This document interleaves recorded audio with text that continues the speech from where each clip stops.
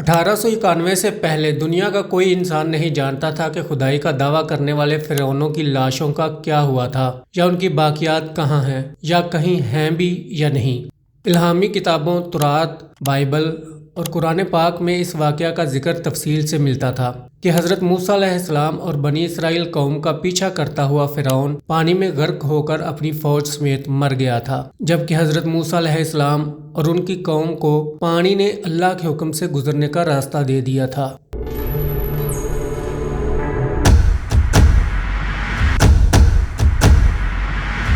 مگر جب فرعون مصر نے، جو کہ خود کو خدا کہتا تھا، اپنے لشکر سمیت اس سمندر سے گزرنے کی کوشش کی تو سمندر واپس اسی حالت میں بہنے لگا جیسے پہلے بہہ رہا تھا، اور سارا کا سارا لشکر فرعون سمیت غرق ہو گیا۔ اس طرح سے ڈوب کر مارنے کے بعد سمندر نے صرف فرعون کی لاش کو سمندر سے باہر پھینک دیا۔ وقت گزرتا گیا، مصریوں میں سے کسی شخص نے ساحل پر پڑی اس لاش کو پہچان کر موجودہ فرعون کے دربار میں بتایا، تو فرعون کی لاش کو محل پہنچایا گیا۔ درباریوں نے مصالے لگا کر اسے پوری شان و شوکت اور احترام سے تابوت میں رکھ کر محفوظ کر لیا۔ کمال اتفاق ہے کہ پوری زمین پر صرف یہی قوم تھی جسے مصالے لگا کر لاشوں کو محفوظ کرنے کے لیے یہ سب کچھ سکھایا گیا تھا۔ فرعون مصر کی لاش کو مصالہ لگا کر محفوظ کرنے کے عمل کے دوران ان سے ایک غلطی ہوگی، اور وہ غلطی یہ تھی کہ فرعون کیونکہ سمندر میں ڈوب کر مرا تھا اور مرنے کے بعد کچھ عرصہ تک پانی میں رہنے کی وجہ سے اس کے جسم پر سمندری نمکیات کی ایک تہ جم گئی تھی، سو مصریوں نے اس کی لاش پر نمکیات کی وہ تہ اسی طرح رہنے دی اور اسے ایسے ہی حنوط کر دیا۔ وقت گزرتا گیا، زمین و آسمان نے بہت سارے انقلاب دیکھے، جس کی گرد کے نیچے سب کچھ چھپ گیا، حتیٰ کہ فرعونوں کی حنوط شدہ لاشیں بھی زمین کی تہوں کے اندر چھپ گئیں۔ ان کے نام صرف کتابوں اور ان کی تعمیرات اور شان و شوکت لوگوں کے ذہنوں کے اندر ہی رہ گئے۔ اس کے علاوہ ان کا بنایا گیا سب کچھ ختم ہو گیا۔ اس واقعہ کے 2000 سال کے بعد اس دنیا میں اللہ کے آخری نبی حضرت محمد صلی اللہ علیہ وآلہ وسلم تشریف لائے، اور ان پر نازل ہونے والی آخری کتاب کے اندر انسانوں کی عبرت کے لیے فرعونوں کے قصے بڑی تفصیل کے ساتھ بیان کیے گئے، اور اسی سلسلے میں فرعون کے جسم کو محفوظ کرنے کے بارے میں بھی ایک آیت نازل ہوئی، جس کے اندر اللہ پاک واضح طور پر فرماتے ہیں کہ ہم تیرے جسم کو آنے والے انسانوں کے لیے عبرت بنا کر محفوظ کر لیں گے۔ سبھی لوگ سمجھتے ہیں کہ قاہرہ میوزیم میں ایک فرعون کی ممی ہے جو شیشے کے ڈبے میں ڈسپلے پر پڑی رہتی ہے۔ کامن بلیف یہی ہے کہ وہی فرعون ہے، لیکن میرے لیے یہ کافی نہیں، کیونکہ اس وقت مصر میں 45 فرعونوں کی ممیز موجود ہیں، سب کی سب ڈسپلے پر ہیں، تو ان میں سے کوئی بھی فرعون بنی اسرائیل والا ہو سکتا ہے۔ تو اس کا ثبوت کہاں ہے؟ ان 45 ممیز میں سے کون سی ممی ایسی ہے جو واقعتاً عبرت کا نشان بنی ہے؟ وہ ممی جو اپنے ممی بننے سے لے کر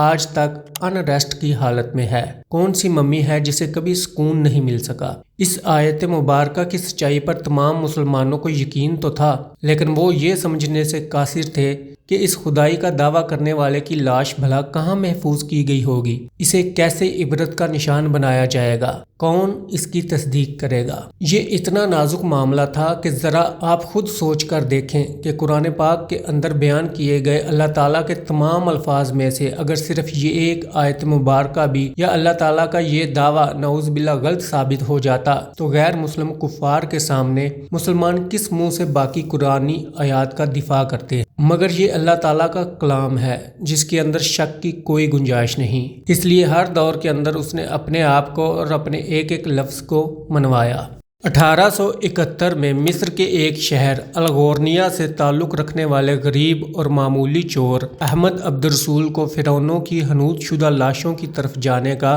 خفیہ ترین راستہ مل گیا۔ یہ بس اتنا چاہتا تھا کہ فرعونوں کی لاشوں کے ساتھ موجود قیمتی نوادرات یعنی سونا، چاندی، ہیرے موتی وغیرہ کو چرا سکے۔ یہ دریائے نیل کے کنارے تبیسا کے مقام پر بیٹھا منصوبہ بندی کر رہا تھا جب اسے خفیہ راستے کا پتہ چلا اور اس نے یہ جگہ کھودنا شروع کی۔ اسی دوران اسے مشکوک سمجھ کر کچھ لوگوں نے پکڑ لیا اور پولیس کے حوالے کر دیا۔ بعد میں وہ جس جگہ کو کھود رہا تھا وہاں سے ملنے والے راستے کی جب مسلسل کھدائی کی گئی تو 1891 کے اندر دوسری ممیوں کے ساتھ ساتھ اس گہرے کونے والے فرعون کی لاش پہ مل گئی۔ اس کے کفن پر سینے کے مقام پر اس کا نام لکھا ہوا تھا۔ ان ممیوں کو ماہرین اپنے ساتھ قاہرہ لے گئے، جہاں پر جب اس کا تفصیل سے جائزہ لیا گیا تو فرعون والی ممی پر جمی ہوئی نمکیات کی تہ سے اس بات کی تصدیق ہو گئی کہ یہ وہی فرعون ہے جسے پانی میں غرق کر کے اللہ تعالیٰ نے نشان عبرت بنانے کا وعدہ کیا تھا۔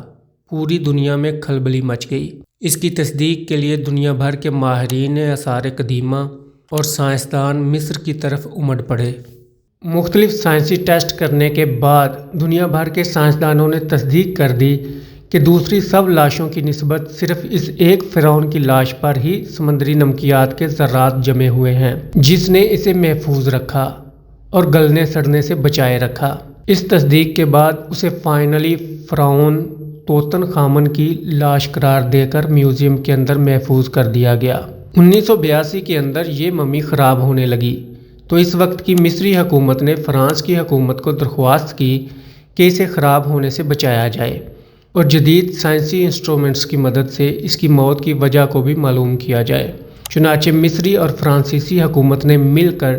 اس ممی کو فرانس لے جانے کا انتظام کیا۔ جب فرعون کی لاش کو فرانس پہنچایا گیا تو ایئرپورٹ پر اس دور کے فرانسیسی صدر بذات خود حکومت کے تمام اعلیٰ عہدیداروں، تمام وزراء اور فوج کے افسران کے ساتھ اس کے استقبال کے لیے موجود تھے، جہاں فرعون کی لاش کا استقبال کسی عظیم زندہ بادشاہ کی طرح کیا گیا۔ فوجی دستوں نے اسے 21 توپوں کی سلامی دی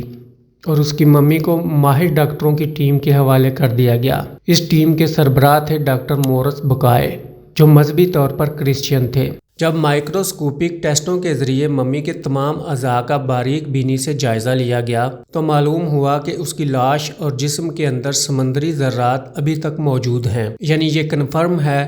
کہ اس کی موت سمندر میں ڈوبنے کی وجہ سے ہی ہوئی تھی، کیونکہ سمندری پانی کے اندر ہی اس قدر نمکیات پائے جاتے ہیں۔ مگر ایک بادشاہ کی موت پانی میں ڈوبنے کی وجہ سے ہو، یہ سوچنا اپنے آپ میں ایک بہت ہی حیرت انگیز سوال ہے، کیونکہ ایسے عظیم بادشاہ اپنے ساتھ نرم بستروں پر خوبصورت لباسوں میں سونے چاندی ہیرے موتیوں سے جڑے ہوئے اعزاز کے ساتھ اس زمانے میں دفن کیے جاتے تھے، اور یوں مرنے کے بعد دفنانے تک اس کی شان و شوکت بالکل اسی طرح سے قائم رہتی تھی جیسے ایک زندہ بادشاہ کی۔ ڈاکٹر مورس کے لیے بھی ایک حیرت کی بات تھی،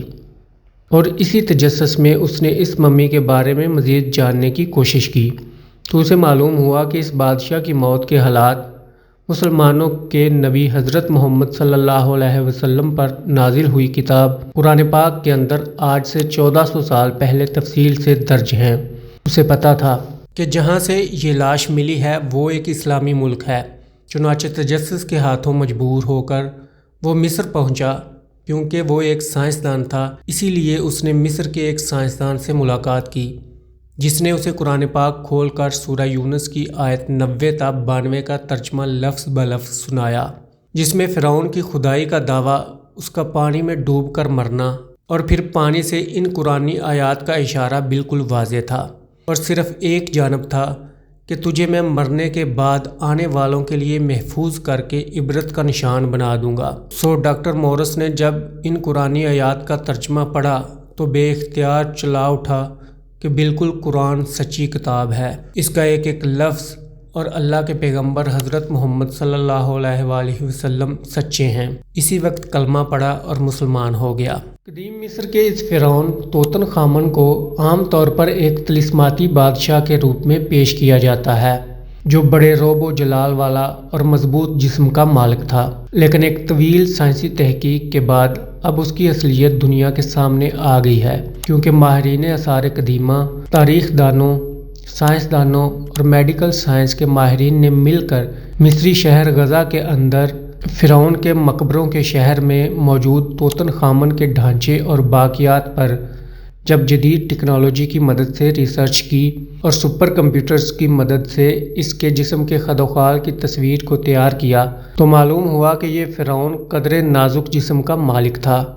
اس کا بایاں پاؤں ٹیڑھا تھا اور بیماری اور کمزوری کی وجہ سے وہ چھڑی کے سہارے چلتا تھا۔ اس کے والد دخناتون اور اس کی والدہ کے ڈی این اے کے نمونوں سے یہ بھی معلوم ہوا کہ اس کے والدین آپس میں بہن بھائی تھے۔ ماہرین کا کہنا ہے کہ اس فرعون کی جسمانی خامیوں کمزوریوں کی وجہ بھی یہی تھی کہ اس کے والدین کا آپس کے اندر دراصل بھائی بہن کا رشتہ تھا۔ یہ فرعون آج سے تقریباً 3500 سال قبل مصر کا حکمران تھا اور اس وقت کی رسم کے مطابق ہر فرعون کی لاش کے ساتھ استعمال میں رہنے والی کچھ چیزیں بھی دفن کر دی جاتی تھیں، جس میں سب سے اہم کچھ ہتھیار تھے۔ مشہور مصری فرعون توتن خامن نے اپنے لیے ایک خنجر بنوایا تھا جو ایک شہابیے کو ہی تراش کر بنایا گیا تھا۔ ان تصاویر میں آپ توتن خامن کا خنجر اور 1920 میں نمیبیا میں ملنے والا 60 ٹن وزنی شہابیہ جس کا نام ہوبا رکھا گیا دیکھ سکتے ہیں۔ ہوبا کا مطلب تحفہ ہے اور یہ شہابیہ 80,000 سال قبل زمین پر گرا تھا، اور اس فرعون کے ساتھ جس خنجر کو دفن کیا گیا اس پر ریسرچ کے مطابق اس کو دراصل کسی شہاب ثاقب یا اسٹرائیڈ سے حاصل ہونے والے کسی لوہے سے تیار کیا گیا تھا، جو اس سے پہلے 1925 کے اندر برطانوی ماہر آثار قدیمہ ہارمٹ کارٹر نے بھی دریافت کیا تھا، جس کی شیپ اور ان دونوں لوہے کی دھات کی کیمسٹری بالکل ایک جیسی تھی۔ اس کے علاوہ سائنٹسٹ کو ایک اور بات نے چکرا کر رکھ دیا